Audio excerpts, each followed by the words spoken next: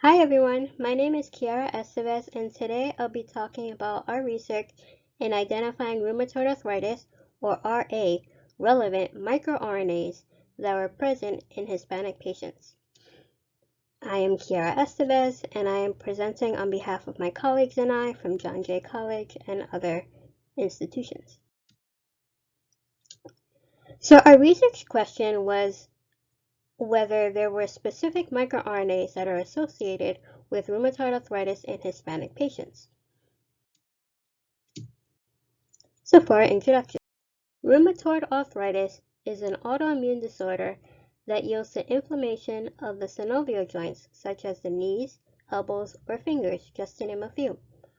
RA can eventually lead a person to developing bone erosion and deformed joints, as can be seen on the image on the right. Interaction between genetic and environmental factors have been found to cause the development of rheumatoid arthritis. Through extensive research, we have found that epigenetics might be relevant in RA because it is represented by the combined effect of genetics and the environment. Epigenetics studies the heritable change that is caused by the deactivation and/or activation of genes without changing the DNA sequence itself. MicroRNA are an example of epigenetic regulation because it can activate or deactivate genes. MicroRNAs are short, non-coding segments of RNA which target mRNAs towards self-degradation and translational repression. MicroRNAs tell the messenger RNA or mRNA to destroy itself or lessen the production of that protein or gene. To date, there are 2,588 different human microRNAs that have been discovered in science.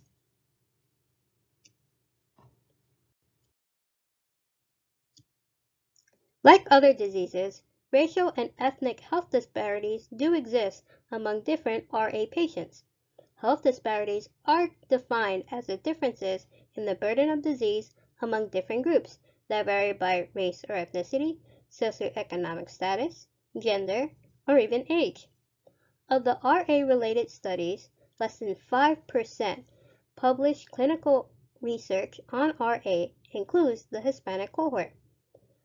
U.S. Hispanics with RA have shown to have more aggressive RA and poor functional capabilities and health scores when compared to Caucasians.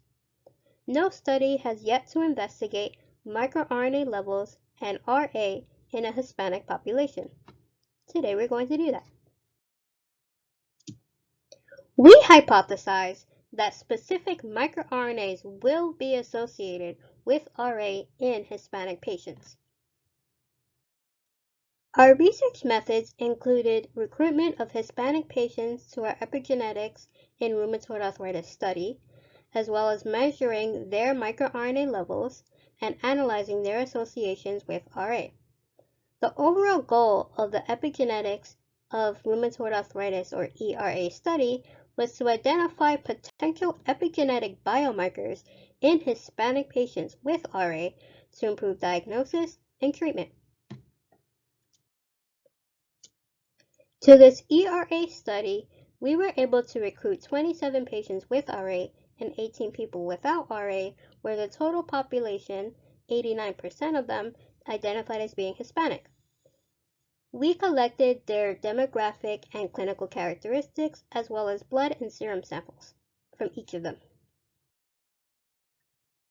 To answer our research question, we measured the levels of 800 microRNAs and analyzed their associations with RA within the ERA study participants.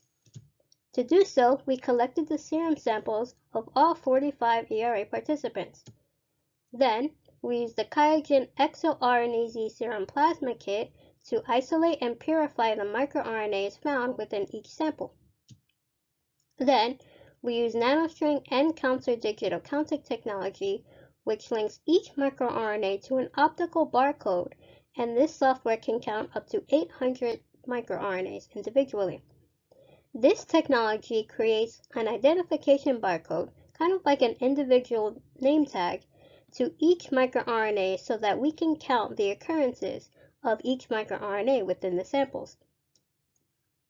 Then, we use nanostring N-solver software to generate RA-related ratios such as heat maps to identify the ways in which we can isolate the microRNAs that are important in this study. Then, we use various statistical analyses to confirm our results for the study. Now, what do we find after conducting our research methods? The N-solver software analysis determined that from the 800 microRNAs, only 72 of them were differentially expressed between the healthy controls, shown on the right as blue, and the RA patients, shown on the right as green. This image shows the 72 microRNAs that were found. During our analysis, we found that of these 72 microRNAs, only 13 of them fit strict criteria, which includes a top 10 fold difference between the cases, the RA patients, and the healthy controls. Also, there was a fold difference of greater than 2.81, which included the top 10 percentile. Also, 75% of the RA samples were folded in the same direction. And there were some RA microRNAs that were previously identified in other research.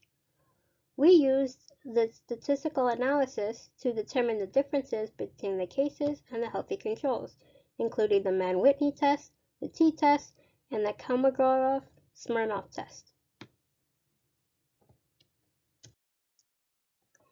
These are the 13 microRNAs that were discovered to have difference in expression between the RA patients and the healthy controls.